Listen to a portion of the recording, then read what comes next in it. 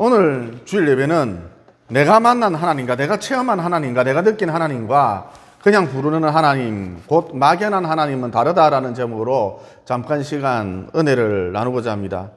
욥기서에 보면 주인공인 욥과 그의 친구들이 등장을 하지요. 엘리바스, 빌닷, 소발이 등장을 합니다. 이 사람들은 욥의 친구들입니다. 그런데 욥의 친구들이 하나님을 무엇이라고 불렀느냐? 엘 혹은 샤다이라고 불렀거든요. 여러분, 하나님을 안 믿어도 세상 사람들 하나님이 보호하사 하나님이 도대체 누군지도 모르면서 하나님이 보호하사 우리나라 만세 이렇게 무심결에 예국가를 잘도 부르잖아요. 이와 같이 엘 혹은 샤다이란 그냥 불러보는 하나님, 막연한 하나님 이런 뜻이거든요. 그러니까 욥의 친구들이 하나님을 이런 식으로 불렀다는 것이죠. 그런데 욥은 하나님에 대하여서 스스로 계신 자라는 뜻을 가진 여호와로 불렀거든요. 그러면 욥은 친구들처럼 왜 하나님에 대하여 엘 혹은 샤다이로 부르지 않고 다들 그렇게 부르는데 일반적으로 다들 그렇게 부르는데 엘 혹은 샤다이로 부르지 않고 여호와라고 욥은 불렀는가? 한마디로 욥은 하나님을 만난 경험이 하나님을 만난 체험이 있었기 때문입니다. 그러니까 욥 자신이 하나님을 만나보니까 하나님을 느껴보니까 하나님을 체험해보니까 과연 그는 스스로 계신 분이더라 이걸 깨달은 것이죠. 그래서 하나님에 대하여 욥은 여호와라 불렀던 것입니다. 엘 혹은 샤다이, 그냥 하나님, 막연한 하나님이라 부르지 않았던 것이죠. 여러분, 성경에 보면 여호와라는 이름이 언제 구체적으로 등장을 합니까? 출애굽기 3장에 나오거든요. 거기 보면 떨기나무에 큰 불이 붙었는데 이 나무가 죄가 되지 않았죠. 즉 하나도 타지 않았답니다. 이 모세가 너무너무 신기해서 눈이 휘둥그레졌고 이 그런 가운데 눈이 휘둥그레진 가운데 떨기나무 가까이로 바짝 다가섰지요.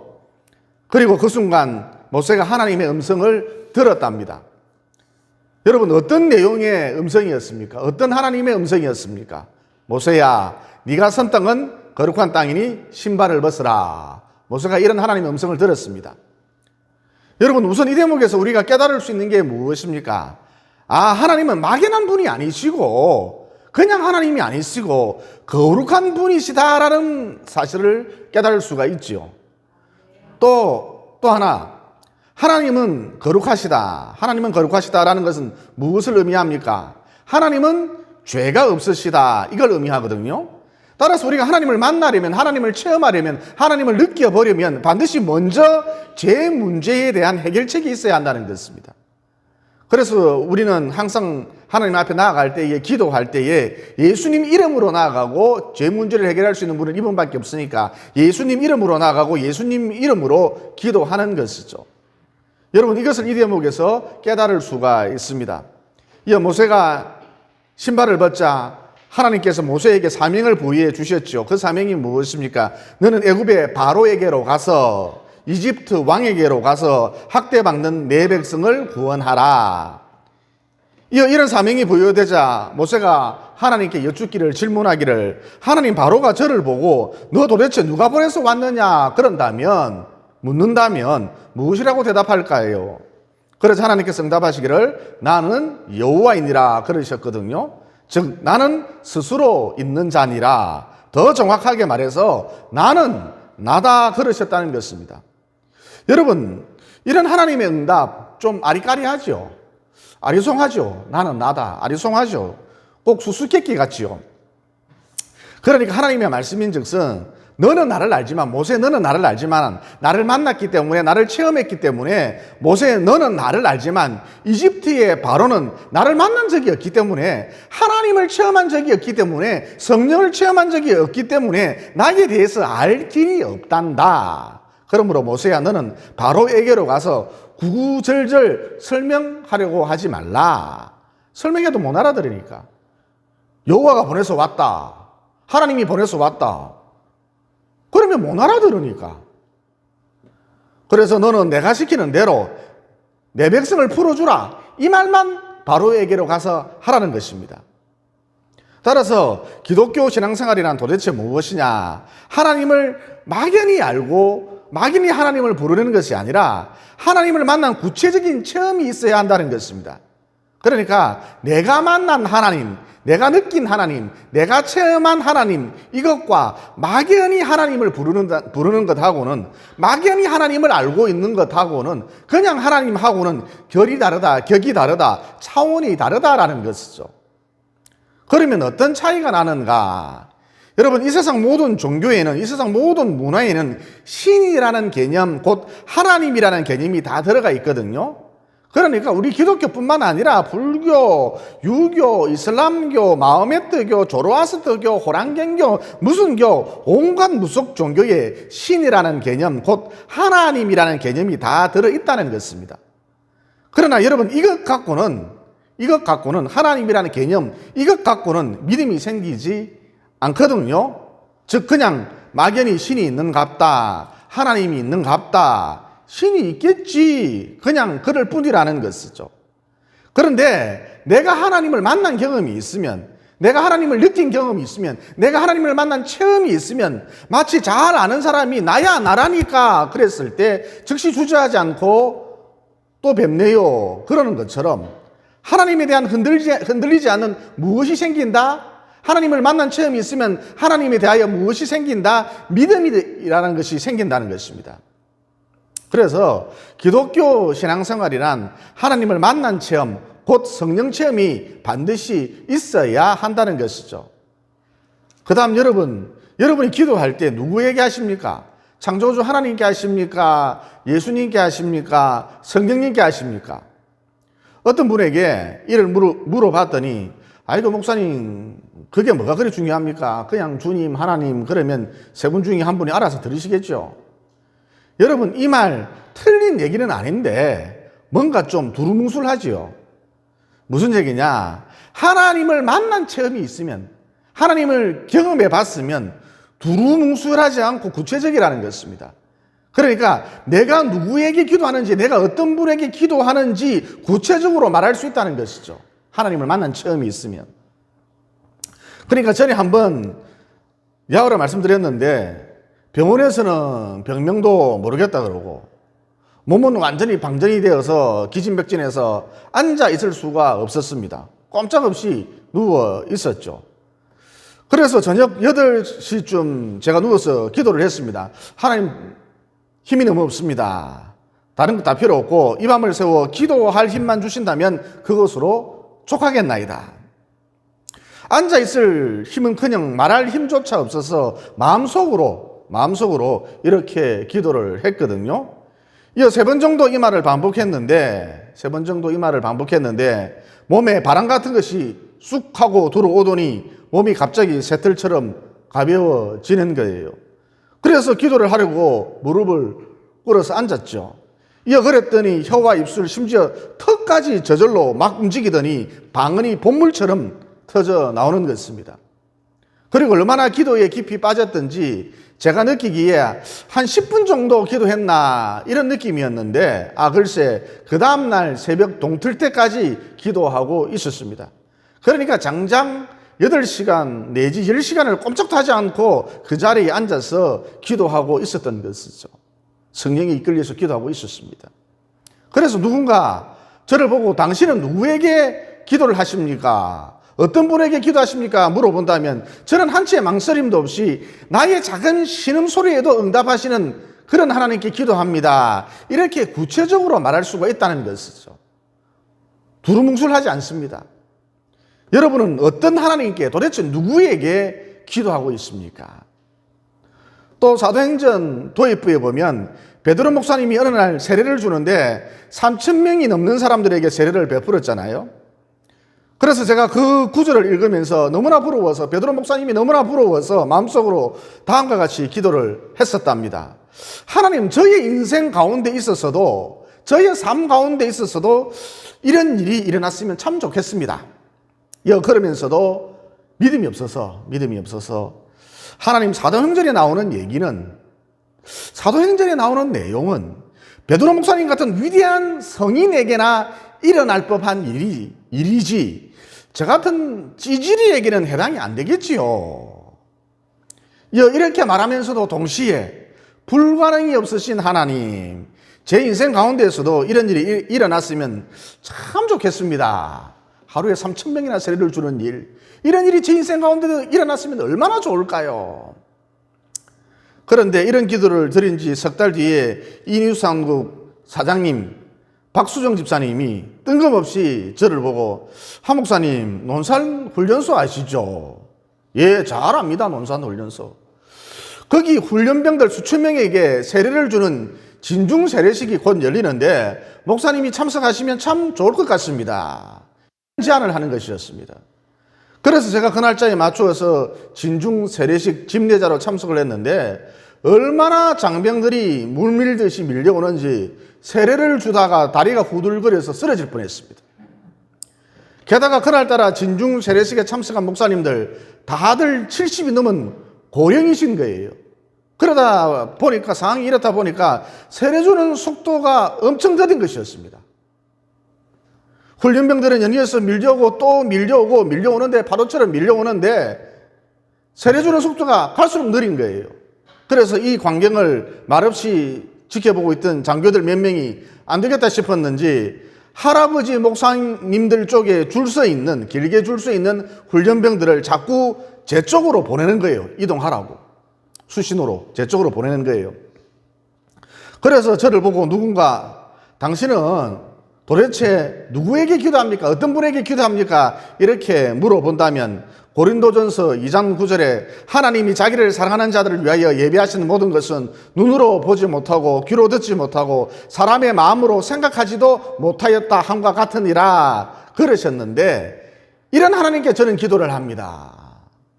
즉 감히 내가 생각지도 못했던 놀라운 방법으로, 감히 내가 상상하지도 못했던 놀라운 방법으로 응답하시는 하나님께 저는 기도를 합니다. 이렇게 구체적으로 말할 수 있다는 것이죠. 두루뭉술하지 않아요. 그러므로 결론, 기독교 신앙이란 하나님을 만난 체험이 있어야 한다. 이어 하나님을 만난 체험이 있으면 두루뭉술하게 말하지 않는다. 내가 어떤 분에게, 누구에게 기도하는지 구체적으로 말할 수가 있다는 것입니다. 그 다음, 하나님을 만난 체험이 있으면 하나님이 내 인생을 이끌어 가신다는 것을 잘 알기 때문에, 모든 것이 합력하여 선을 이룬다는 것을 잘 알기 때문에 그 삶 속에 질문이 사라진다는 것입니다. 하나님을 만난 체험이 있으면, 하나님을 느껴본 체험이 있으면 질문이 사라진다는 것입니다. 그러니까 하나님 어째서, 하나님 왜, 하나님 무엇 때문에 이런 일이 내게 닥쳤습니까? 미쳤습니까? 하나님 나를 버리셨나요? 삶 속에 이런 질문이 사라진다는 것이죠. 그래서 어떻게 하죠? 늘 하던 대로 예배당에 나와서 조용히 예배드리고 조용히 기도하고 조용한 가운데 조용히 인내하면서, 고난이 와도 조용히 인내하면서 신앙생활을 곧잘 이어나간다는 것이죠. 하나님을 만난 체험이 있으면 사람이 차분하고 조용해요. 그리고 여러분, 말이 많고 질문이 많고 시끄럽다는 것은 무엇을 의미하느냐? 채워지지 않았다는 것을 의미하거든요. 곧 자기 충만이, 내적 충만이 없다는 것을 의미합니다. 내적 충만이 없으면 말이 많고 질문이 많아요. 예를 들어서 여자인데 애인이 있는 사람은 연말이 되어도 12월이 되어도 조용합니다. 애인이 있는 사람은 조용해요. 하지만 애인이 없는 사람은, 채워지지 않은 사람은, 자기 충만이 없는 사람은 옆구리가 시리다느니, 허전하다느니, 휑하다느니, 남자들 눈이 다 삐었다느니, 또 왜 나만 애인이 없지? 말이 많고 질문이 많고 시끄럽다는 것이죠. 또 깨끗한 곳에 사는 사람들은 말이 없거든요. 깨끗한 곳에 사는 사람들은 조용합니다. 그런데 더러운 곳에 사는 사람들은 좋은 곳에 데려다 놓으면 여기는 차원이 다르다느니, 뷰가 다르다느니, 벌써 냄새부터 다르다느니, 또 언제쯤이면 여기로 이사 올까? 질문이 많고 말이 많다는 것입니다. 시끄럽다는 것이죠. 또 뭐든지 소화를 잘 시키는 사람은 말이 없어요. 조용합니다. 조용히 자기 자리에 앉아서 꼭꼭 잘 씹어 먹거든요. 그런데 소화 기능이 떨어지는 사람들은 어떻습니까? 이건 소화가 안 되고, 저건 소화가 잘 되고, 이건 먹어도 되고, 저거는 먹으면 안 되고, 또 언제쯤이면 마음껏 먹을 수 있을까? 배부르게 먹을 수 있을까? 말이 많다는 것이죠. 질문이 많고 시끄럽다는 것입니다. 그런데 여러분, 시끄럽게 떠들고 질문을 마구 쏟아낸들 인생 문제가 해결되던가요? 해결되기는커녕 인생이 더 꼬이고 헝클어지는 경우가 대부분이거든요. 그러므로 하나님을 만난 풍성한 체험, 다른 말로 내적 충만 혹은 성령 충만이라 그러는데, 이런 내적 충만, 자기가 채워지는 내적 충만, 성령 충만을 통해 하나님 왜? 하나님 무엇 때문에? 그러면서 질문을 쏟아내는 시끄러운 삶이 아니라 조용하고 차분한 가운데 승리하는 신앙생활 이어가시기를 예수님 이름으로 진심으로 축원을 드립니다. 그리고 마가복음 17장에 보면 어떤 부자 청년이 예수님께 나와서 선한 선생님, 선한 선생님, 선한 선생님, 내가 무엇을 하여야 영생을 얻으리까 질문을 했거든요. 그러자 예수님께서 말씀하시기를 하나님 한 분 외에는 선한 분이 없는데 네가 어찌하여 나를 선하다 하느냐. 그러니까 예수님의 말씀인 즉슨 네가 나를 선한 영향력을 끼치는 성인으로 보고 있는데, 선생으로 보고 있는데, 네가 나를 소크라테스나 공자나 맹자나 마호메트처럼 나를 성인 중 한 사람으로 보고 있는데, 나는 네가 생각하는 성인이 아니라 내가 곧 하나님이니라, 이런 뜻입니다. 그러면 여러분, 이 부자 청년은 왜 예수님을 성인으로 봤을까요? 이유는 간단합니다. 자기 머리로 예수를 해석하려고 했기 때문입니다. 여러분, 어느 누구든지 부자 청년뿐만 아니라 어느 누구든지 예수를 자기 틀, 자기 머리로 해석을 하면 예수님은 성인일 수밖에 없습니다. 그 이상도 아니고 그 이하도 아닙니다. 그런데 참 신비한 것이 자기 머리, 자기 틀, 자기 고집, 자기 아집, 한마디로 자기 껍질을 깨고 나오는 순간, 그러니까 예수님은 하나님의 아들이십니다, 이렇게 고백하는 순간, 인정하는 순간, 여러분, 이게 자기 틀, 자기 껍질을 깨고 나오는 순간이거든요. 그러는 순간 하나님을 만날 수 있다, 하나님을 체험할 수 있다는 것입니다.